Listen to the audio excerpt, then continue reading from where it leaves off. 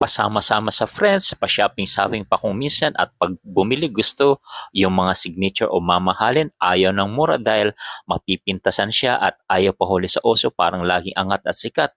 Ayaw gumamit ng lumang cellphone, ang gusto iPhone Plus pa. Ikaw nga tong nagtatrabaho, nagkasya na sa Samsung o Vivo, tapos yung kapatid mo, ay nako, iPhone Plus pa ang gusto. Pinag-aaral, yun, laging nasa galaan, nanlilibre pa ng mga kaibigan yung wala namang trabaho. Di ba nakakagaan sa puso na regular mong nakakausap mga magulang mo, mga kapatid mo at mga pamangkin at nalalaman mo na ang mga kapatid mo ay nagsisikap sa pag-aaral tapos gagraduate na may flying colors. Pakiramdam natin may na-achieve din tayo. Nakakagaan at nakakataba ng puso kung ganon. Nakaka-proud sa madaling salita o kahit pa nga walang honor basta nakapagtapos ng pag-aaral sa kolehiyo, malaking kasiyahan na sa atin.